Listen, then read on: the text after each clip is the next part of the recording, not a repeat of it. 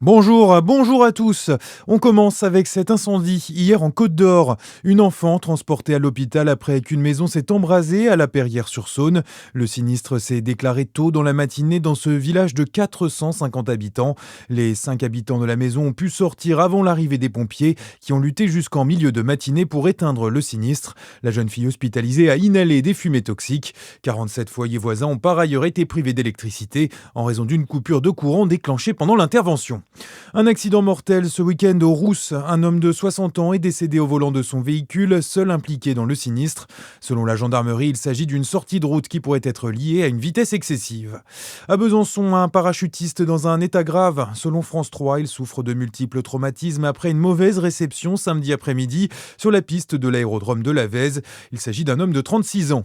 Dans l'actualité internationale, le cessez-le-feu entre l'Iran et les États-Unis a du plomb dans l'aile.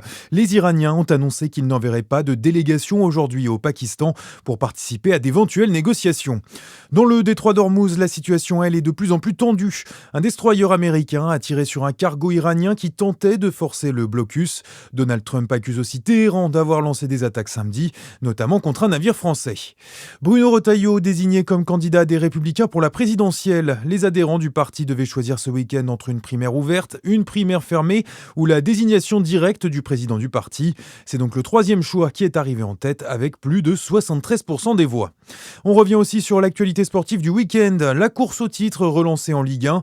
Après la victoire de Lens vendredi en ouverture de la 30e journée, le PSG a été battu pour le match de clôture. Défaite 2-1 face à Lyon au Parc des Princes, le PSG ne compte plus qu'un point d'avance sur Lens.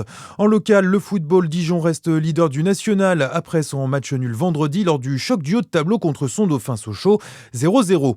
Le cyclisme, le bisontin Romain Grégoire échoue au pied du podium, quatrième hier de l'Amstel Gold Race, classique de niveau World Tour, remporté par le Belge Remco Evenepoel. En basket, l'élite 2, on note le succès de Chalon-sur-Saône face à Bourg-en-Bresse samedi 100-84 et de la J à Dijon vendredi contre Boulazac 103-85. Et puis dans les salles encore, mais en handball, défaite des joueuses de Besançon en première division féminine samedi 29-21 en Alsace contre le SAT. Enfin la Pro League masculine, les Bisontins battus aussi à domicile ce week-end 31-29 par Cherbourg. Ils sont 10e du classement et devront battre Ivry demain pour continuer à arriver à la 9e place, qui serait synonyme de play-off. Et puis toutes les candidates à Miss Franche-Comté sont connues. L'élection des Miss départementales a eu lieu samedi soir à Champagnole. Pour le Jura, c'est une jeune femme originaire de Raon qui a été sacrée. Elle s'appelle Théodora Dragomir-Pérodin. La bisontine Lila Monsanco représentera le Doubs. Voilà pour l'essentiel de l'actualité en ce début de journée. À suivre votre météo sur Fréquence Plus.